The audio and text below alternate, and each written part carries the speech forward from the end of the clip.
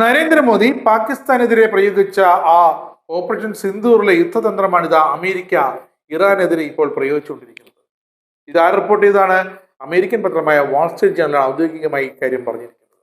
വാതിൽ പടിയിൽ തീയിടുക, അല്ലെങ്കിൽ വാതിൽ അകത്തു നിന്നും ആരും ഇറങ്ങാത്ത വണ്ണം അടയ്ക്കുക.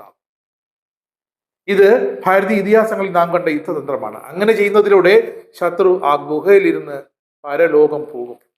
ഓപ്പറേഷൻ സിന്ദൂറിലെ ഇന്ത്യയുടെ യുദ്ധതന്ത്രത്തെ അനുകൂലിച്ചാണ് ഇറാന്റെ ന്യൂക്ലിയർ ആയുധങ്ങൾ പ്രവർത്തിപ്പിക്കാൻ അനുവദിക്കാത്തത് അമേരിക്കൻ സേനയെന്ന് വാൾസ്ട്രീറ്റ് ജേണൽ വീണ്ടും എഴുതുന്നു.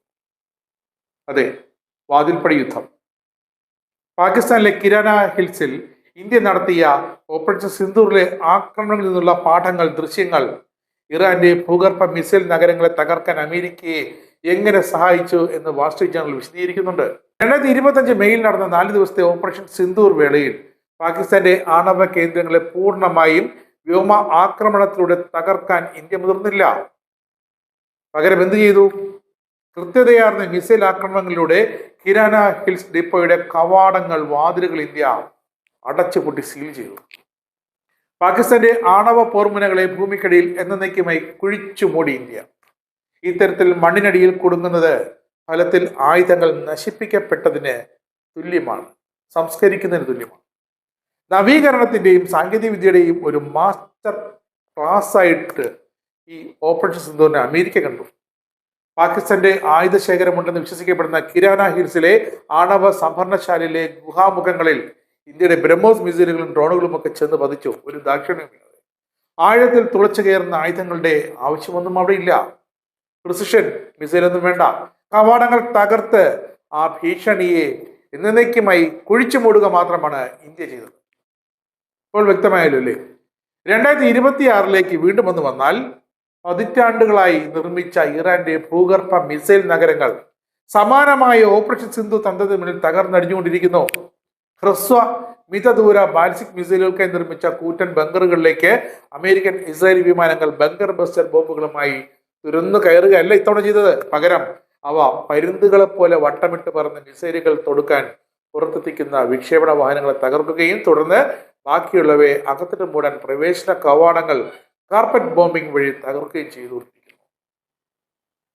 ഉപഗ്രഹ ചിത്രങ്ങൾ ഈ വാൾസ്ട്രീറ്റ് ജേണലിന്റെ ഈ റിപ്പോർട്ടിനെ സാധൂകരിക്കുന്നതാണ്.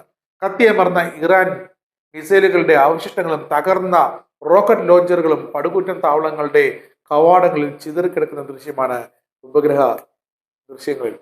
B-2, B-52 ഹെവി ബോംബർ വിമാനങ്ങൾ വർഷിച്ച വെടിക്കോപ്പുകൾ ഈ കേന്ദ്രങ്ങളെ അങ്ങ് അവശിഷ്ടം കൊണ്ടങ്ങ് മൂടിക്കളഞ്ഞു. ടെഹ്റാന്റെ അജയ്യമായ മിസൈൽ നഗരങ്ങളെ അങ്ങനെ അമേരിക്കയും ഇസ്രയേലിൽ നിന്ന് ശവപ്പറമ്പാക്കി മാറ്റിയിരിക്കുന്നു. യുദ്ധം തുടങ്ങിയതിനു ശേഷം ഇറാന്റെ മിസൈൽ ആക്രമണത്തിൽ വൻ കുറവാണ് ഇപ്പോൾ രേഖപ്പെടുത്തിയിരിക്കുന്നത്. ഒരു കാലത്ത് എളുപ്പത്തിൽ മാറ്റാൻ കഴിയുന്നതും കണ്ടെത്താൻ പ്രയാസകരവുമായിരുന്നവ, ആ ബങ്കറുകൾ ഇന്ന് മാറ്റാൻ കഴിയാത്തതും ആക്രമിക്കാൻ എളുപ്പമുള്ളതുമായി മാറിയിരിക്കുന്നു. ഇന്ത്യ ചൂണ്ടിക്കാണിച്ചു കൊടുത്തിരിക്കുന്നു. കോട്ടകൾ പോലെ സുരക്ഷിതമാണെന്ന് ഇറാൻ കരുതിയ സ്ഥിരമായ സംവിധാനങ്ങൾ വലിയൊരു പിഴവായി. 2025 പാകിസ്ഥാന്റെ കിരാന ആണവ കേന്ദ്രത്തിനും ഇതേ തിരിച്ചടി നേരിടുന്നു. ഇപ്പോൾ 2026 ഇറാനിലെ മിസൈൽ സംഭരണ കേന്ദ്രങ്ങൾ.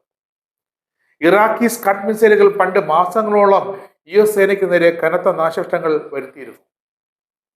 എങ്ങനെയാണ്? സദ്ദാം ഹുസൈൻ എന്ന ഭരണാധികാരി ഇവയെ മരുഭൂമിയിലുടനീളം വിന്യസിച്ചിരുന്നു, ചിതറി വിന്യസിച്ചു. പക്ഷേ ഇറാൻ ചെയ്ത് തിരിച്ചാണ്, എല്ലാം കൂടെ സംഭരിച്ചു വെച്ചു. ഇന്ത്യ വഴി അമേരിക്കയ്ക്കുള്ള ഒന്നാം പാഠം: 2025 പരാജയപ്പെട്ട നുഴഞ്ഞുകയറ്റ ശ്രമങ്ങൾക്ക് പകരം പ്രവേശന കവാടങ്ങൾ, വെന്റുകൾ, ആക്സസ് റോഡുകൾ തുടങ്ങിയ നിർണായകമായ കേന്ദ്രങ്ങളെ ലക്ഷ്യം വെച്ച് തകർക്കുക എന്നാണ്. ആണവ നിലയങ്ങളോ മിസൈൽ അറകളോ തകർക്കുമ്പോഴുണ്ടാകുന്ന പ്രത്യാഘാതങ്ങൾ ഒഴിവാക്കിക്കൊണ്ട് തന്നെ അവ പുറത്തേക്കെടുക്കാൻ ഉള്ള ആ മാർഗങ്ങൾ തകർത്ത് ശത്രുവിന്റെ പ്രഹരശേഷി കുറയ്ക്കാനുള്ള ഇന്ത്യയുടെ തന്ത്രം അത് വിജയിച്ചു. അത് അമേരിക്ക എടുത്ത് പ്രയോഗിച്ചു. ഈ തന്ത്രം ഭൂഗർഭ പ്രതിരോധ സംവിധാനങ്ങളെ നിഷ്ഫലമാണ്. ബങ്കറുകൾക്കായി കോടികൾ ചിലവഴിക്കുന്ന ഇറാൻ, ഉത്തര കൊറിയ, ചൈന തുടങ്ങിയ രാജ്യങ്ങൾ ഇപ്പോൾ ഇതിനെക്കുറിച്ച് വീണ്ടും പുനർചിന്തിച്ചുകൊണ്ടിരിക്കുന്നു. നിങ്ങൾ ഒരിടത്തു തന്നെ തുടരുമ്പോൾ കൃത്യതയാർന്ന ആക്രമണങ്ങൾക്ക് എളുപ്പത്തിൽ ഇരയാകാൻ സാധ്യതയുണ്ടെന്ന പാഠം അവരിതാ വീണ്ടും പഠിച്ചിരിക്കുന്നു. 2025 ഇന്ത്യയുടെ നീക്കങ്ങൾ ഇത് ഫലപ്രദമാണെന്ന് തെളിയിച്ചു. അമേരിക്കയും ഇസ്രായേലും ഇത് കൂടുതൽ വിപുലീകരിച്ചു. യുദ്ധം അതിവേഗം മാറിക്കൊണ്ടിരിക്കുകയാണ്. പണ്ട് ബങ്കറുകൾ സുരക്ഷിത ഇടങ്ങളായിരുന്നു. അയത്തുള്ള ഖൊമേനിക്ക് പോലും ആ ബങ്കറിൽ സുരക്ഷിതത്വം ലഭിച്ചില്ല. തൊട്ടു പിന്നാലെ ഇറാന്റെ മിസൈൽ കേന്ദ്രങ്ങൾ അതെല്ലാം കുഴിച്ചു മൂടപ്പെട്ടിരിക്കുന്നു. ഭാരതീയ ഇതിഹാസങ്ങളിൽ എന്താണ് യുദ്ധതന്ത്രങ്ങളായി വ്യാഖ്യാനിച്ചിരുന്നത്, എന്താണ് ആ വീരകഥകളായി ഇതിഹാസങ്ങളിൽ എഴുതപ്പെട്ടിരുന്നത്, അതേ തന്ത്രമാണ് ഓപ്പറേഷൻ സിന്ദൂറിൽ ഇന്ത്യ എടുത്ത് പ്രയോഗിച്ചത്. അതേ തന്ത്രം ഇതാ ഇന്ത്യയിൽ നിന്ന് പാകിസ്ഥാൻ കടമെടുത്തു.